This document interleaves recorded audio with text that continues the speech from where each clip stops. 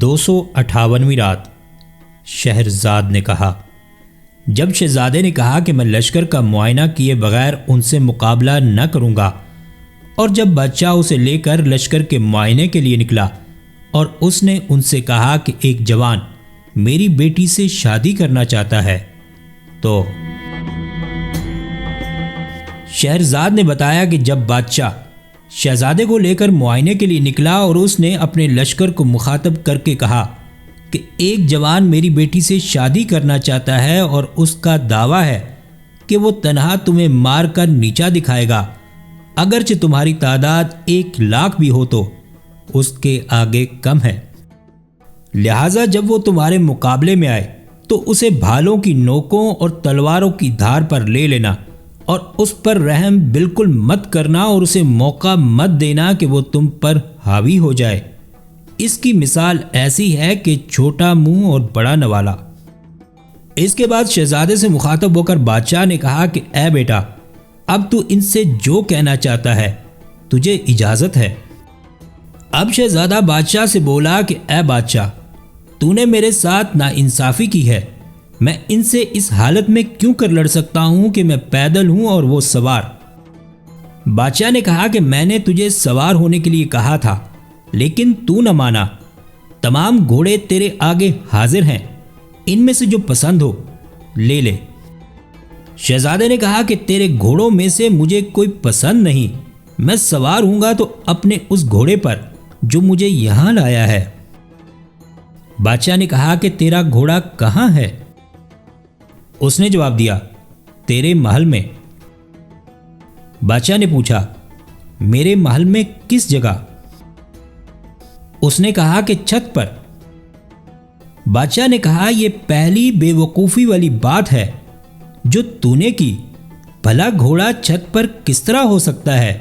لیکن کیا مذائقہ، ابھی تیرا جھوٹ سچ کھل جائے گا۔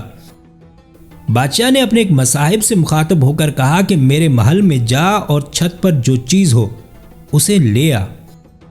لوگوں کو جوان کی بات پر بڑا تعجب ہوا، وہ ایک دوسرے سے کہنے لگے کہ گھوڑا زینے پر سے کیوں کر اتر سکتا ہے؟ ایسی بات ہم نے تو آج تک سنی نہیں۔ بادشاہ کے مصاحب نے محل پر چڑھ کر دیکھا تو واقعی وہاں ایک گھوڑا کھڑا تھا، اس سے زیادہ خوبصورت اس نے کبھی نہ دیکھا تھا۔ پاس پہنچ کر غور جو کیا تو اس نے دیکھا کہ وہ آبنوس اور ہاتھی دانت کا بنا ہوا ہے۔ اس مصاحب کے ساتھ بادشاہ کے چند اور غلام بھی اوپر چڑھ آئے تھے، وہ بھی گھوڑے کو دیکھ کر ہنسنے لگے اور کہا کہ کیا جوان کا مطلب اسی گھوڑے سے تھا؟ ہمارے خیال میں وہ پاگل ہے، لیکن ابھی سارا معاملہ صاف ہو جائے گا، ممکن ہے اس میں کوئی عظیم الشان بھید ہو۔ وہ گھوڑے کو اٹھا کر لائے اور بادشاہ کے سامنے لا کھڑا کیا۔ لوگ اس کے گرد جمع ہو کر اسے دیکھنے لگے، اس کی خوبصورتی اور زین اور لگام کی عمدگی پر اش اش کرنے لگے۔ بادشاہ کو بھی وہ بہت پسند آیا اور تعجب سے پوچھا، کیا یہی تیرا گھوڑا ہے؟ شہزادے نے کہا، ہاں اے بادشاہ، یہی میرا گھوڑا ہے، ابھی تو اس کی عجیب و غریب باتیں دیکھ لے گا۔ بادشاہ بولا، اچھا لے اپنا گھوڑا اور سوار ہو جا۔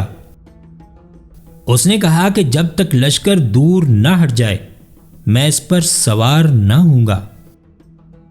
بادشاہ نے لشکر والوں سے کہا جو اس کے آس پاس تھے کہ گھوڑے سے 1 تیر کے فاصلے پر دور چلے جاؤ۔ شہزادے نے کہا، اے بادشاہ، دیکھ اب میں اپنے گھوڑے پر سوار ہوتا ہوں اور ان پر حملہ کر کے انہیں تتر بتر اور ان کے دل پاش پاش کرتا ہوں۔ بادشاہ نے کہا، جو تیرا جی چاہے کر اور ان کے ساتھ کوئی کسر نہ چھوڑ، کیونکہ وہ بھی تیرے ساتھ کوئی کسر نہیں چھوڑیں گے۔ شہزادہ اپنے گھوڑے کے پاس جا کر اس پر سوار ہو گیا اور لشکر نے صفیں باندھ لیں۔ لوگ ایک دوسرے سے کہنے لگے کہ جو ہی جوان ان کے بیچ میں آئے گا ہم اسے نیزوں کی نوکوں اور تلواروں کی دھار پر لے لیں گے۔ ایک شخص بولا، واللہ یہ بری بات ہے، ایسے خوبصورت اور خوش قد جوان کو ہم کیوں کر قتل کر سکتے ہیں؟ ایک دوسرے نے کہا، تمہاری اس تک رسائی بہت مشکل سے ہو سکتی ہے۔ ایسا حوصلہ کوئی یوں ہی نہیں کرتا، اسے اپنی بہادری اور جواں مردی پر بھروسہ ہے۔ شہزادے نے گھوڑے پر سوار ہو کر اڑنے کا پیچ پھیرا۔ لوگ گردنیں نکال نکال کر اس کی طرف دیکھنے لگے کہ کیا کرتا ہے۔ گھوڑا ہلنے مچلنے اور ایسی حرکتیں کرنے لگا جیسی گھوڑے کیا کرتے ہیں۔ پھر جب اس کے پیٹ میں ہوا بھر گئی تو وہ زمین سے ابھرا اور ہوا میں اڑ گیا۔ بادشاہ نے اسے معلق ہوتے اور اڑتے دیکھا تو لشکر کو آواز دی، کم بختو پکڑو، کہیں تمہاری زد سے نکل نہ جائے۔ وزیروں اور نوابوں نے کہا کہ اے حضور، کیا اڑتی ہوئی چڑیا کو کوئی پکڑ سکتا ہے؟ یہ ضرور کوئی بڑا جادوگر تھا۔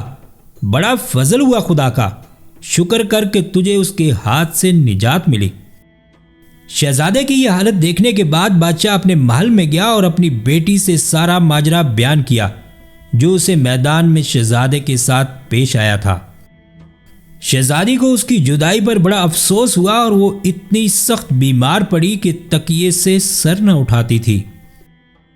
بادشاہ نے اس کی یہ حالت دیکھی تو اسے اپنے سینے سے لگایا، اس کی پیشانی پر بوسہ دیا اور اس سے کہنے لگا کہ اے بیٹی، خدا کا شکر کر کہ اس نے ہمیں اس مکار جادوگر سے نجات دی۔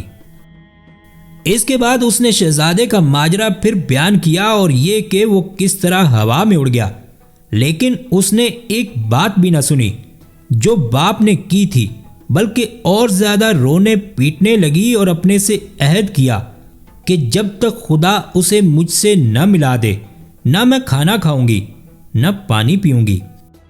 باپ کو اپنی بیٹی کی حالت دیکھ کر بڑا صدمہ پہنچا اور سخت پریشان رہنے لگا۔ جتنا اسے تسلی دیتا اتنا ہی اس کی محبت زور پکڑتی جاتی تھی۔ اب شہرزاد کو ثبوتی دکھائی دی اور اس نے یہ کہانی بند کر دی۔